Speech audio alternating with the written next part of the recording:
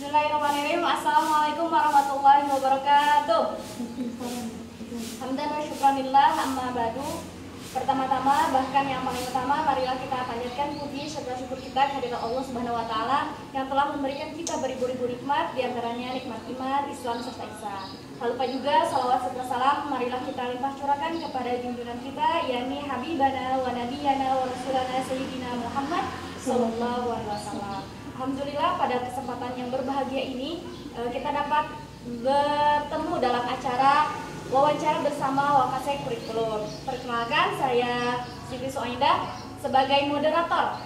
Nah, untuk calon sabda semuanya, saya sudah bersama dengan Ibu Wakasek Kurikulum. Mungkin sebelumnya kita perkenalan dulu ya, Bu. Mungkin kepada Ibu Wakasek yang saya hormati, dipersilakan. Bismillahirrahmanirrahim. Assalamualaikum warahmatullahi wabarakatuh. Waalaikumsalam warahmatullahi wabarakatuh. Terima kasih Ibu Sisi. Dan apa kabar? Calon sabda semuanya sehat? Ya, saya Ibu Lilis Malis Rahayu. Di sini sebagai Wakasek Kurikulum, sekaligus pengajar IPS di SMP Inovatif Alida. Insya Allah kami akan menyertai anak-anak semuanya di kurikulum 2020-2021. Kabarnya Ibu sudah lama ya di IDA ini? Dari tahun berapa, Bu? Betul. Alida berdiri dari 2013. Alhamdulillah saya dari awal masih yang tersisa di sini, guru tersisa. Dari awal berdiri saya sudah di Alida. Jadi emang sudah tahu bagaimana Alida gitu. Insya Allah sudah tahu bagaimana Alida. Nah, untuk program dari Wakasek Kurikulum sendiri itu programnya seperti apa? Program atau kegiatan ya, kegiatan dari kegiatan di Alida selama kegiatan akademik. Kegiatan di Alida dimulai dari jam 7. Sebetulnya sebelum jam 7 itu ada kegiatan pesantrenan mulai dari tahfiz. Hanya akademik itu dimulai dari jam 7, diawali dengan kegiatan morning assembly di mana santri dikumpulkan di masjid untuk pembacaan Asmaul Husna atau penyampaian metode yang kaitannya dengan kekurikuluman, keakademikan sampai jam 7.30. Setelah jam 7.30 anak-anak menuju ke kelasnya masing-masing untuk melakukan kegiatan akademik sesuai dengan jadwal masing-masing per kelas. Dibagi kelas Ikhwan dan kelas Akhwat, masuk ke kelas masing-masing di mana anak-anak itu nantinya akan belajar dengan guru mata pelajaran masing-masing sesuai jadwal seperti itu. Kegiatan tersebut berlangsung sampai yang pertama dikat dulu jam istirahat, ada 2 jam istirahat. Yang pertama istirahat pertama jam 9.50 itu pembelajaran pertama, lanjut pada istirahat selama 20 menit, dilanjut lagi belajar KPM, kemudian istirahat kedua jam 11.45, kemudian lanjut kepada sholat dengan makan dulu gitu, seperti itu. Kegiatan sampai jam 13, makan dan sholat, istirahat, lanjut lagi kepada kegiatan akademik berikutnya. Kegiatan akademik terakhir sampai jam 14.50 seperti itu. Jadi lebih banyak kegiatan di akademik itu di pagi hari sampai menjelang sore, begitu kegiatannya. Padat sekali ya, Bu. Ya, Bagaimana padat. memotivasi anak-anak supaya tetap semangat gitu? Betul. Jadi di pesantren inilah gitu ya hikmahnya, anak-anak bisa mendapatkan materi keilmuan secara utuh ya, tanpa terganggu karena anaknya memang mondok di sini. Sisi lain anak-anak juga mendapatkan materi khusus dari tahfiz hafalannya, sehingga anak-anak bisa fokus menghafal tanpa terganggu gitu ya. Padatnya itu karena materi kepesantrenan dengan materi akademik itu full di sini, belajar dan bermain seperti itu ya. Jadi tidak mesti fokus, anak-anak dikejali dengan materi membuat mereka lesu, karena pembelajaran akademik di kita cukup menarik, membuat anak-anak betah gitu ya di kelas ataupun saat belajar seperti itu. Untuk program unggulan sendiri itu apa sih, Bu? Program unggulan di Alida itu memang ke tahfiznya. Tahfiz itu menjadi program unggulan Alida. Tidak sedikit orang tua yang datang ke Alida itu karena program tahfiznya itu yang membuat mereka menarik gitu ya. Apabila ingin sekolah ingin hanya sekedar mengejar materi, di setiap sekolah yang terdekat pun banyak. Tapi di sini keunggulannya ada program tahfiz yang mana anak-anak memiliki prioritas dan targetan hafalan, bahkan kita fasilitasi anak untuk hafiz Quran di program Primaku gitu ya. Memang itu kepesantrenan hafalan tahfiz yang unggulan, tapi di akademik pun tidak kalah ketinggalannya, yaitu pernah menjuarai UN terbaik se-Kabupaten Bandung di tahun 2016 seperti itu. Itu UN terbaik. Jadi kita juga bidang akademik dan bidang kepesantrenan memiliki sama-sama unggul. Di bidang kepesantrenannya itu tahfiznya, di bidang akademik yaitu program hasil UN yang terbaiknya seperti itu. Nah, bagaimana Al-Ibda ini untuk menyatukan gitu program pesantren dan akademik sehingga anak-anak itu unggul di bidang kedua ini? Di keduanya. Gitu, bagus sekali pertanyaannya Bu Sisi.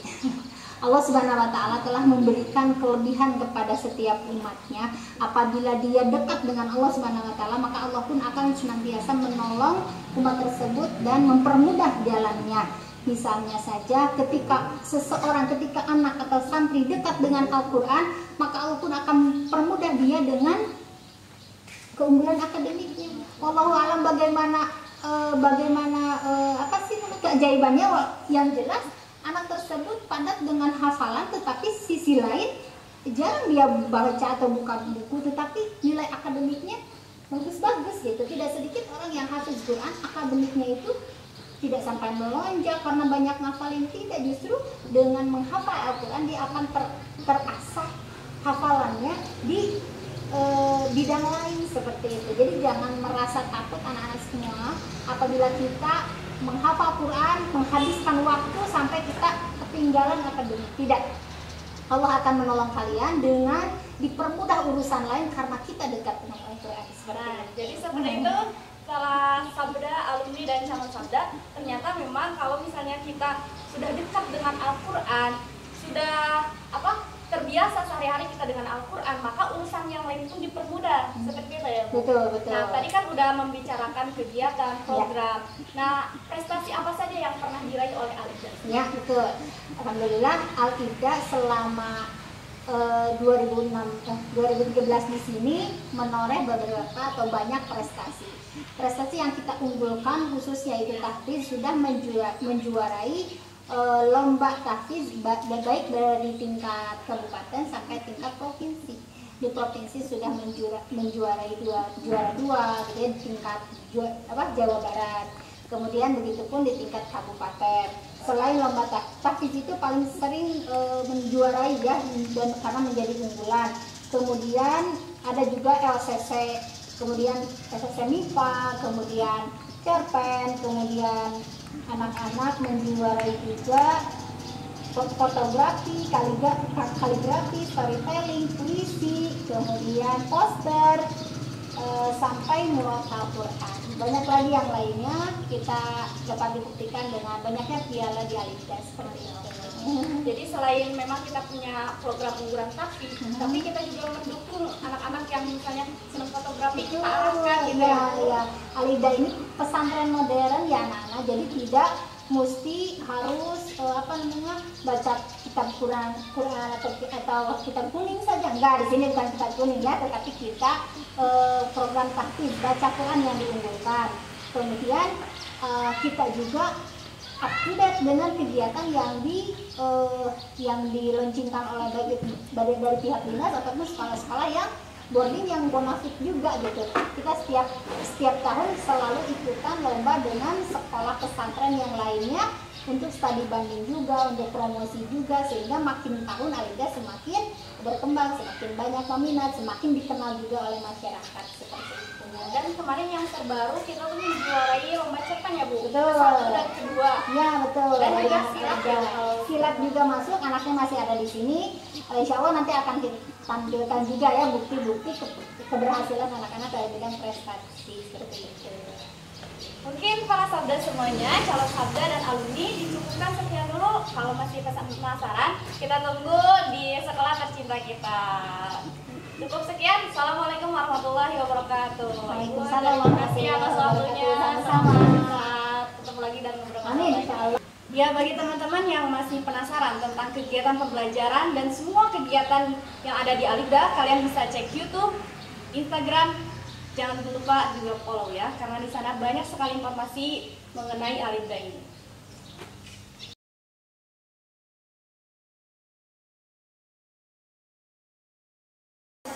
Dah, Iya Bu. ibu mau ngomong sesuatu. Tapi kamu jangan bilang dulu ya sama yang lain. Ibu mau mengundurkan diri dari sekolah ini. Jadi ibu minta maaf sekali, ibu banyak salah sama ibu. Ibu bercanda ya? Enggak, ibu serius. Ibu nggak lucu.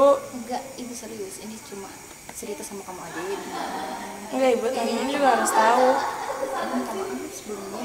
Ibu enggak bermaksud untuk nyakitin hati kalian. Dav, Ran, sabar ya, tadi nilainya kecil. Daripada aku, setoran aja banyak yang salah. Jangan gitu. Ya tapi kan kamu nilai kecil tapi hafalannya juga besar. Tapi kan akademik juga penting. Iya sih. Kenapa? Dav? Dav? Aduh, kenapa? Kenapa ya kamu? Butia keluar. Kenapa cerita? Bercanda kali, bohong. Jangan bercanda, Dav, nggak gitu. Ah, nggak lucu. Jangan nangis. Jangan nangis atuh.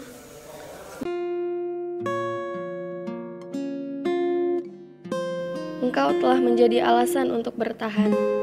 Engkau yang telah memberikan rasa aman dan nyaman. Tapi mengapa engkau pun memberikan rasa pedih itu? Guruku, tahukah kalian betapa hancurnya hati ini saat engkau memutuskan pergi untuk menjalani takdirmu dan harus menjauh dari sisi muridmu ini. Aku tahu engkau pun punya kehidupanmu sendiri dan tidak seharusnya mengutamakan orang lain. Aku tahu kita tidak akan selamanya bersama. Cepat atau lambat, perpisahan itu pasti terjadi. Aku tahu semua itu dan alasan lainnya. Tapi hati ini tidak bisa menerima semudah itu. Dan jadilah siksaan di setiap aku mengingatmu, terus berharap engkau kembali walau di detik-detik terakhir kelulusanku.